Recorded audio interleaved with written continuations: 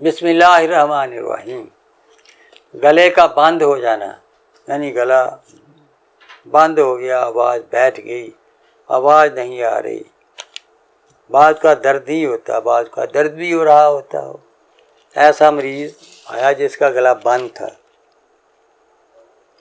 یعنی غذا بھی نگلنی بہت مشکل تھی، نگلی نہیں جاتی تھی، نہ اس کی آواز نکلتی تھی، بڑا پریشان مریض تھا۔ بندہ نے جب اس کی نبض دیکھی، طویل تھی، ضیق تھی، درمیان میں تھی، عہدے ذلاتی مریض تھا وہ۔ بندہ نے جو اس کا علاج کیا، عہدے صابی ملین ایک گولی صبح دوپہر شام، اکثیر ہلدی ایک گولی دن میں 3 بار، اکثیر بادیان ایک گولی دن میں 3 بار، لہو کے خیار چمبر صبح شام نیم گرم پانی میں ڈال کر جوشاندے کی طرح خالی پیٹ صبح فجر کے بعد اور شام کو عصر کے بعد استعمال کرائی گئی۔ کھٹی چیزیں، ترش چیزیں، چٹپٹی چیزیں ساری کی ساری انتہائی سختی سے بند کر دی گئیں۔ تو اللہ کے لطف و کرم سے ان ادویہ سے عہدی صابی ملین، اکثیر ہلدی، اکثیر بادیان اور خیار چمبر سے مریض بہت جلدی تندرست ہو گیا، گلا کھل گیا، آواز کھل گئی، غذا نکلنے میں آسانی پیدا ہو گئی۔ تو یہ بہت ہی اچھے نتائج اس سے ملے۔ اس کے ساتھ مریض کو یہ بھی بتایا گیا تھا کہ روزانہ جو ہے وہ دودھ میں 1 بڑا چمچ دیسی گھی ڈال کر وہ پیا کرے، اور دوسری بات جو ہے نیم گرم پانی میں ریٹھا کے چھلکا پیسا ہوا تھوڑا سا ڈال کر اسے غرارے کرنے کے لیے بھی کہا گیا۔ تو اس سے مریض کا گلا کھل گیا، آواز کھل گئی اور غذا نگلنے میں آسانیاں پیدا ہو گئیں۔ اب عہدی صابی ملین جو ہے اس میں سونڈ 5 تولہ، نشادر 2 تولہ، کالی مرچ 1 تولہ، سنا مکی 8 تولہ۔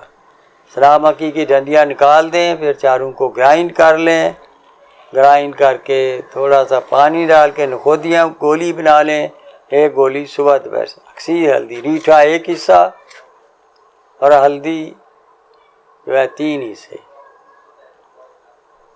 ان دونوں کو گرائنڈ کر لیں اور اون کی مدد سے نخودی گولیاں بنا لیں، 1 گولی صبح دوپہر شام۔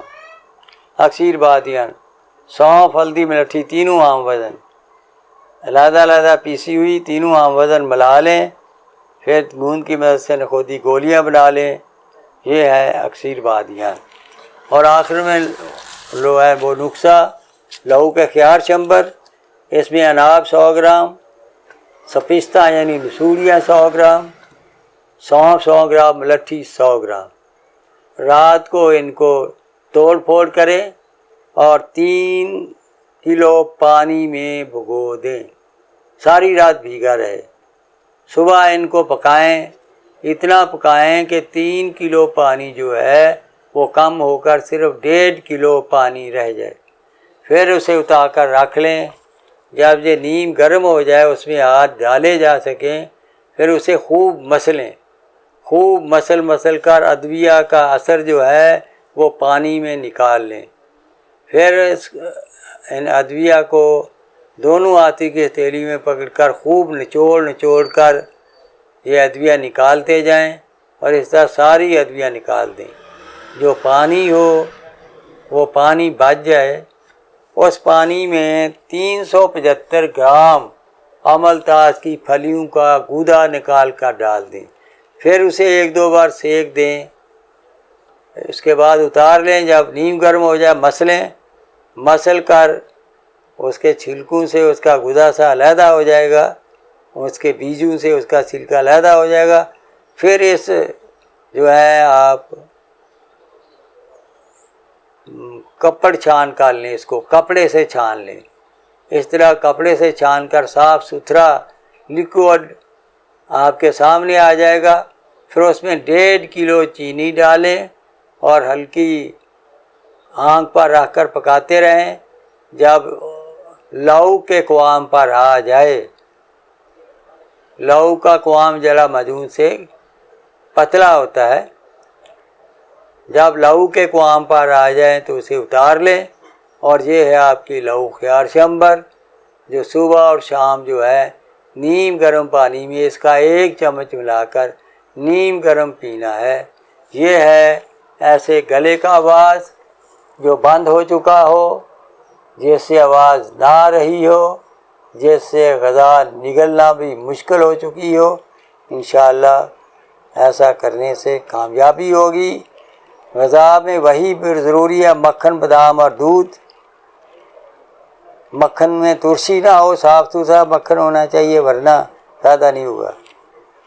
باقی مولی، گاجر، شلجم، کدو، ٹنڈے، گھیا، توری، مونگی کی دال، کالی مرچ، ہلدی، ادرک، لہسن، دھنیا، زیرہ سفید ڈال کر سردہ گرما امرود، سرودہ، پپیتا، ناشپاتی یہ دیں. ترش پھل کوئی نہ ہو، اگرچہ ٹھنڈا ہے، انار اور انگور وغیرہ نہیں ہونے چاہیے. تو انشاءاللہ تعالی جو ہے گلے کے مریض کو ساری تکالیف سے نجات مل جائے گی اور وہ تندرست ہو جائے گا.